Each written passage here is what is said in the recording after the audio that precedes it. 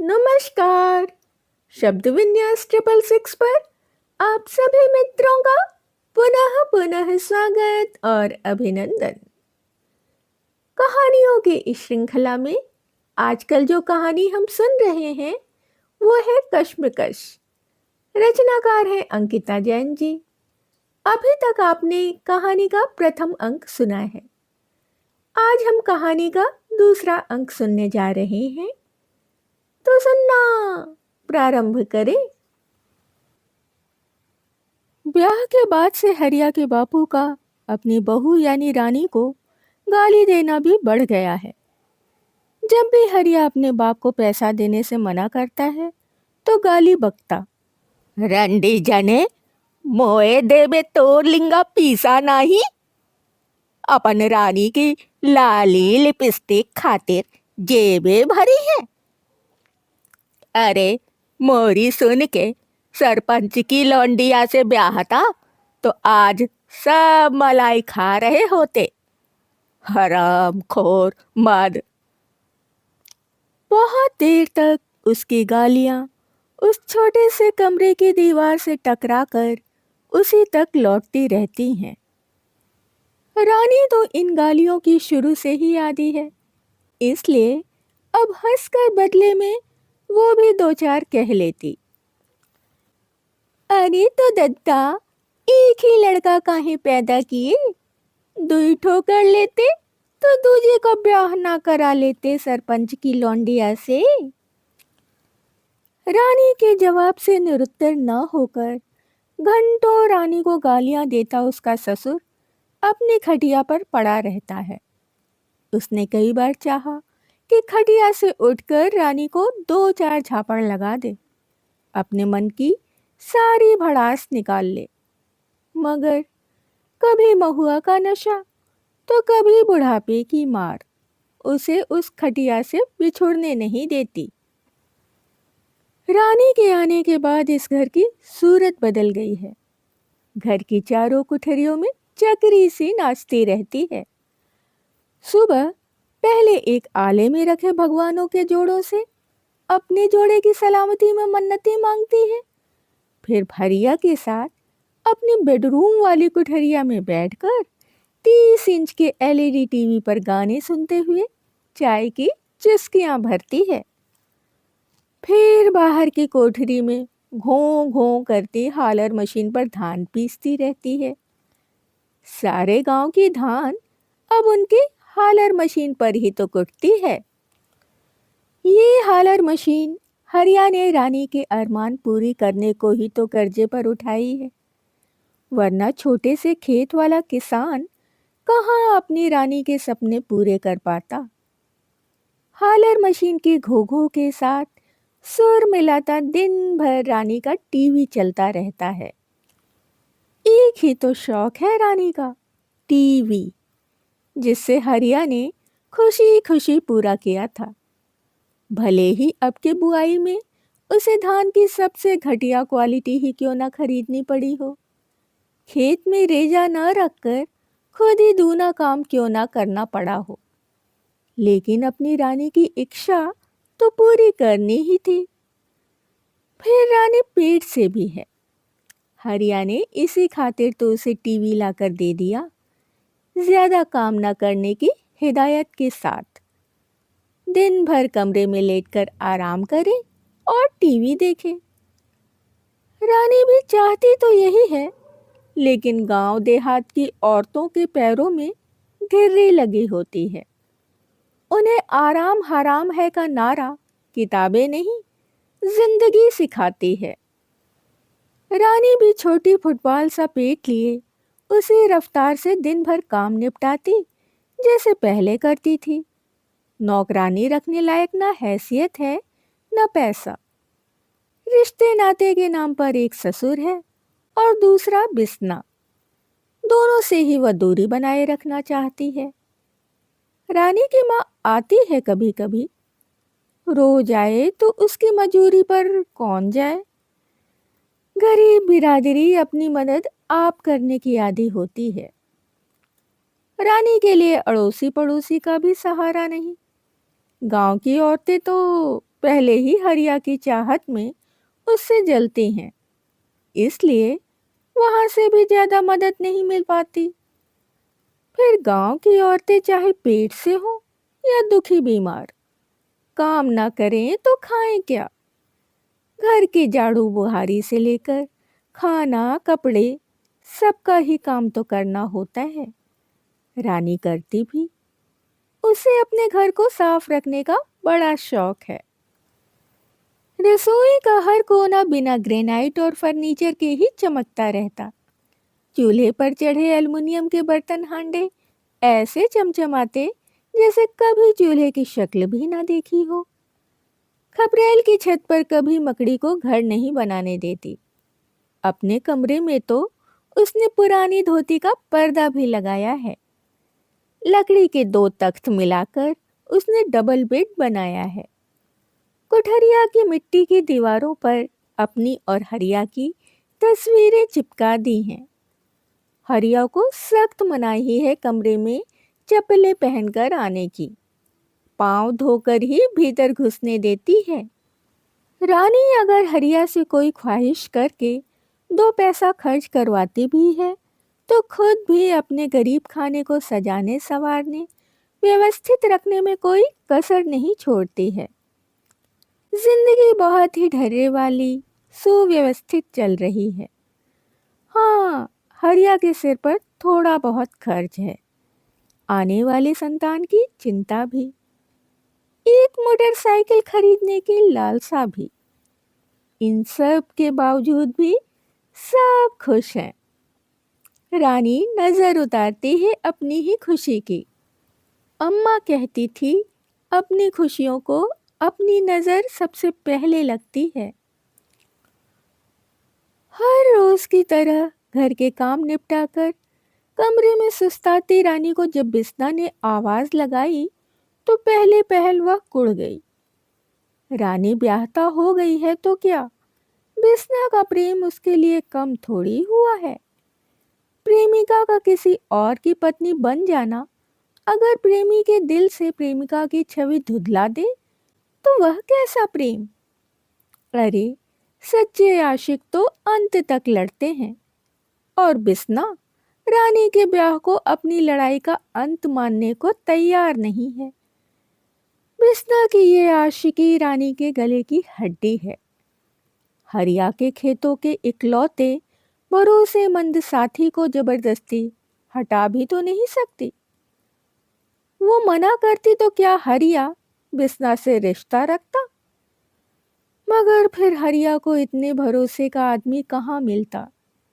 यही सोचकर उसके आशिक मिजाज को झेल लेती है। रानी, जल्दी आ। बिस्ना की दूसरी पुकार पर रानी उसमें आशिकी नहीं, भय और चीख भाप कर घबरा गई। 7वां महीना चल रहा है, ये भूल कर हड़बड़ा कर उठी तो एक पल को माथा घूम गया। पेट पर हाथ धर तेज कदमों से कमरे के दरवाजे तक आई तो बिस्ना के बाहों में जकड़े हरिया को देख उसके चेहरे के भाव शून्य हो गए। हरिया बिस्ना की पकड़ से फिसल रहा है, यह देखते ही वह खुद को संभाल उन दोनों के पास दौड़ी। नाटे कद का दुबला पतला बिस्ना अपनी बाहों में लंबे चौड़े हरिया को समाता भी तो कैसे। हरिया के आगे तो बिस्ना स्कूल में पढ़ने वाला कोई बच्चा ही लगे है। कितनी मुश्किल से तो वह आज अपने कंधे पर दुगने वजन के हरिया को ढोकर लाया है, वही जानता है। मगर करता भी क्या। खेत में धान का भूसा समेटता हरिया जब बेहोश हुआ तो बिस्ना सकपका गया। घबराहट में कुछ समझ नहीं पा रहा था कि क्या करे। पानी ला मुंह पर छींटे मारे तो हरिया कुछ होश में आया। हरिया ने दोबारा काम करने की कोशिश की तो बिस्ना ने फटकार कर घर जाने को कह दिया। हरिया घर जाने को हुआ ही था कि उसने खून की उल्टी कर दी। खून देखते ही तो बिस्ना घबरा गया था और सीधा रानी के पास पहुंच गया। रानी पेट पर हाथ रखे पैरों को संभालती बिस्ना के थोड़े और करीब पहुंची तो उसे हरिया के मुंह पर लगे और बिस्ना की शर्ट में लगे लाल रंग के माने समझ आए। 2 पल को वहीं ठिठक कर उसने किवाड़ पकड़ लिया। हरिया की ऐसी हालत देखकर उसे भी बेहोशी सी छा गई। पहले इसे संभाल, तू बाद में बेहोश हो लेना। बिस्ना ने जब रानी को फटकारा तो उसने खुद को संभालते हुए हरिया को आंगन में पड़ी खटिया तक पहुंचवाया। सुगना और कुकू ने जैसे आने वाली मनहूसियत को पहचान लिया है। सुगना हरिया के पैरों के पास बैठकर उन्हें चाटने लगी।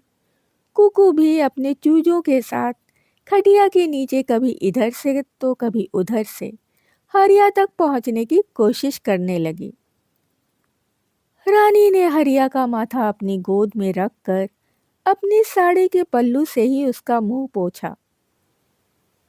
अब क्या करना है?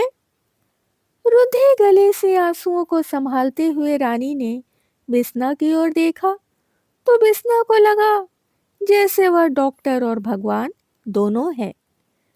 हरिया को बचाने के लिए सिर्फ वही कुछ कर सकता है। बिस्ना ने हमेशा चाहा था कि रानी कभी अपनी आंखों में चाहत भर उसकी तरफ देखे, उससे उम्मीद बांधे, उसके सामने प्रेम की भीख मांगे। वह दिन बिस्ना आज देख रहा है, मगर आज भी चाहत, प्रेम, उम्मीद रानी की आंखों में सब हरिया के नाम के हैं। क्या करना है मतलब? अभी मरा नहीं है, अस्पताल ले जाएंगे, इलाज कराएंगे। तू अभी से ही चूड़ी तोड़ने की सोचने लगी का? खुद को संभालते हुए बिस्ना ने अपनी कड़वी जबान से रानी को लताड़ा। अपना डर वह ऐसे ही छुपाता, दूसरों पर गुस्सा करके। बिस्ना इस वक्त रानी को झकझोर कर उससे कहना चाहता है कि तेरा पति अब नहीं बचेगा, अब तो उससे मोह छोड़ दे, मगर वह ऐसा कर नहीं पाता। हरिया सिर्फ उसकी प्रेमिका का पति नहीं, उसका दोस्त भी तो है। जेब से अपना छोटा सा मोबाइल निकालकर बिस्ना ने तुरंत अस्पताल की हेल्पलाइन पर फोन किया। कुछ ही देर बाद एम्बुलेंस का सायरन सुनाई दे गया। रानी अब भी हरिया का माथा अपनी गोद में रखे उसे पानी पिलाने की कोशिश कर रही है। एक बार ख्याल आया कि ससुर को उठाकर कहे, देखो तुम्हारे लड़के की दशा। लेकिन किससे कहती, जो नशे में अपने कच्छे के नाड़े को भी बांधना भूल जाता है, जो ये भी भूल जाता है कि बाथरूम के लिए उठकर कमरे से बाहर जाना होता है, जो खाने की सरकारी थाली को लेने भी कभी होश में नहीं आया, जो रानी के जानने में कभी अपने कमरे से ही बाहर ना निकला हो, उसे उसके इकलौते बेटे की दुर्दशा दिखाकर भी रानी क्या कर लेगी। पानी के कुछ घूंट गले में जाते ही हरिया को कुछ होश सा आया। उसके माथे से पसीने की बूंदें पोंछकर रानी ने उसको उठने में मदद की। महीने भर से बोल रहे थे तनिक डॉक्टर को दिखा ले, लेकिन सुने कौन। कहते कहते रानी का अब तक का रुधा गला फूट पड़ा। आंसू छलछलाकर गालों से गले तक पहुंचने लगे। वो बोलती रही, अभी हमारे और बच्चे के लिए अस्पताल जावे के दिन है, तुम काहे बीच में अपना टिकट कटान लगे। परसों भी रात भर ताप से जले, लेकिन मजाल है सुबेरे डॉक्टर के पास चले जाएं। अब इतने बड़े हाड़ मांस के आदमी को हम कंधा पर उठाकर तो लेने ही जाएंगे ना, कुछ हो गया तो कहाँ जाएंगे हम। अरे कुछ नहीं हो रहा हमें, गर्मी बहुत है, इसी से हो गए बेहोश। हरिया को शायद पता नहीं था कि बेहोशी में उसने मुंह से खून की उल्टी भी की थी। अरे जो मुंह से खून थूके हो। रानी ने बिस्ना की शर्ट में लगे खून के निशानों की तरफ इशारा किया। ऐसे वक्त में भी बिस्ना उन दोनों की आंखों में एक दूसरे के लिए इतना प्रेम देख पा रहा है कि उसमें निचोड़कर अपनी शर्ट से खून के दाग मिटा सके या अपने प्रेम को डुबोकर मार सके। हट पगली, ऐ तो बिस्ना पुड़िया खाकर अपने ही ऊपर थूक लिया है। हरिया ने बिस्ना को आंखों ही आंखों में छलते हुए रानी से कहा तो वह रसोई की चौखट पर जाकर बैठ गई। बताए दे रहे हैं, अगर तुम्हें कुछ हो गया तो हम भी जहर खाकर मर जाएंगे। रानी ने कहा तो बिस्ना का मन किया उसे 2 झापड़ रसीद दे। रानी मरने की बात करे, ये उसे बर्दाश्त नहीं। जिसे देखकर इंसान जीता रहता है, उसके मर जाने के बाद गुस्से या मजाक में सुनना भी बर्दाश्त नहीं होती। वह भी रानी को देखकर ही तो जीता आया है, जब से होश संभाला है। छोटे गांव में प्रेम जाहिर करने में ज्यादा आपत्ति नहीं होती। जाति तो सबकी एक जैसी ही है, नीची और गरीब। मगर जाति एक होने से क्या होता है, दिल एक होने चाहिए। हरिया कौन सा रानी की जाति का है, फिर भी दोनों एक हैं ना। इतनी आसानी से तो ये छोड़कर नहीं जाएंगे, और मर भी गए तो बिस्ना है ना। हरिया ने कहते कहते अपनी जबान काट ली। ये शब्द बिस्ना के कान में पड़े तो वह कुछ पल को ठिठक गया, जैसे चोरी पकड़ी गई हो।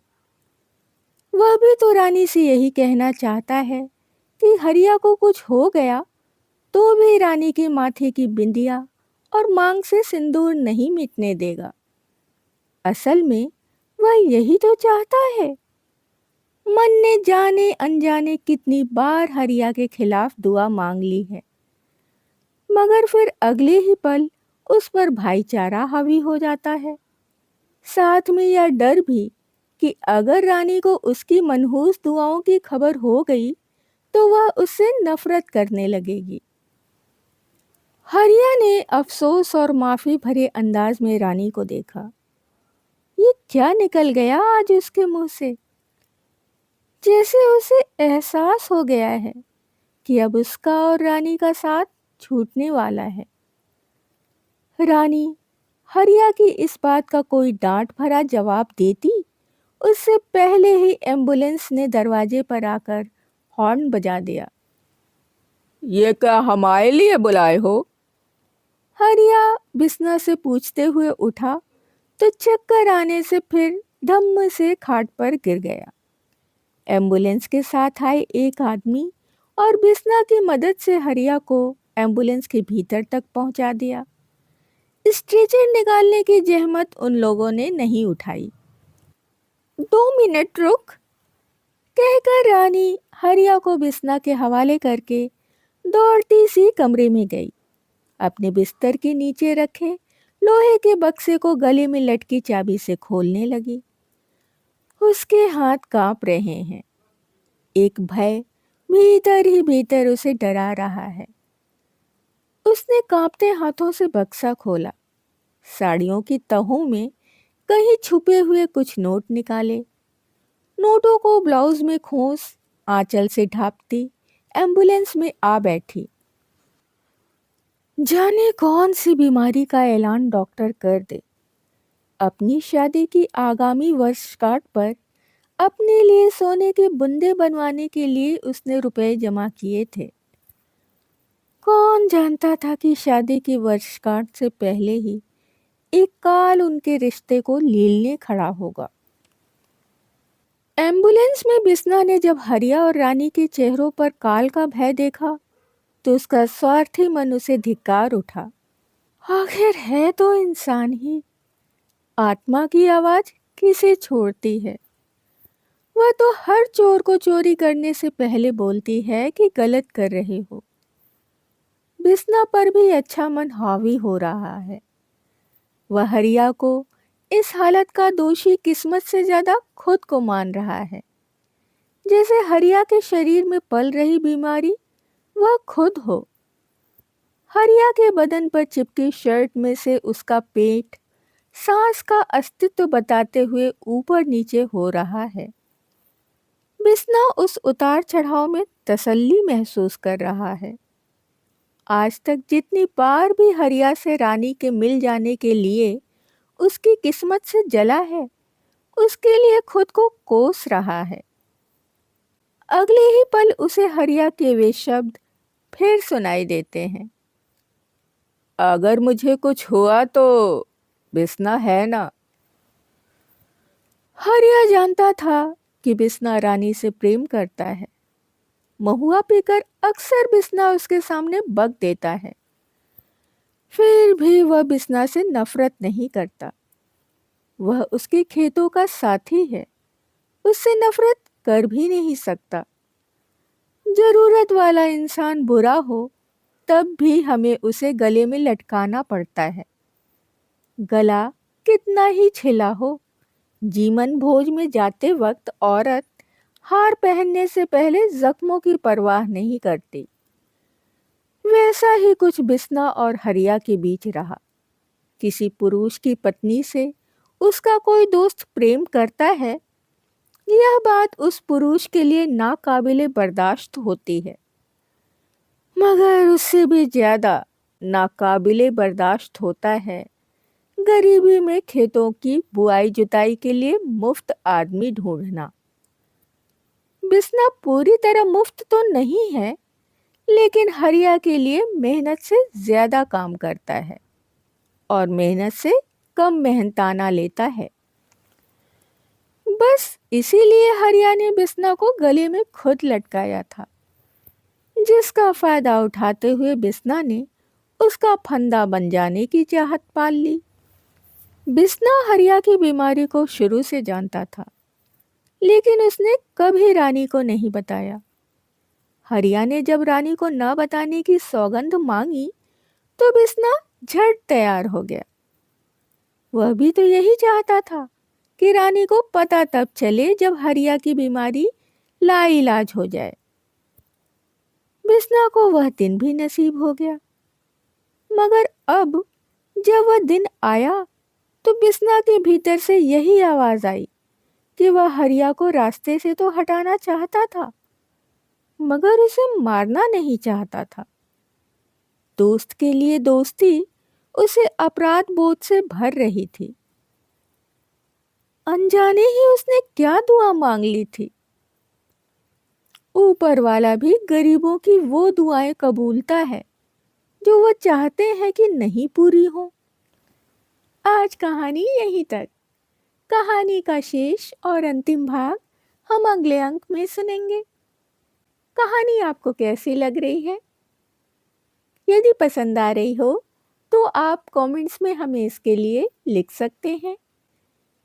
यदि आपको कहानी और उसका प्रस्तुतिकरण पसंद आता हो तो आप लाइक कर सकते हैं और मित्रों और परिवारजनों में शेयर भी कर सकते हैं। जो भी नए सदस्य चैनल पर आए हैं वो चैनल को सब्सक्राइब कर लें और बेल आइकन को दबाना बिल्कुल भी ना भूलें। कहानियों और उनके प्रस्तुतिकरण से संबंधित यदि कोई विचार, सुझाव, फरमाइश या आलोचना आपके पास हो तो उसे कमेंट्स के जरिए हम तक आने दें। इसके अतिरिक्त अपने पसंद की कोई कहानी, उपन्यास या अपने पसंदीदा किसी लेखक की कोई रचना यदि आप सुनना चाहते हैं तो उसके लिए भी आप कमेंट्स में हमें लिख सकते हैं। आज के लिए विदा।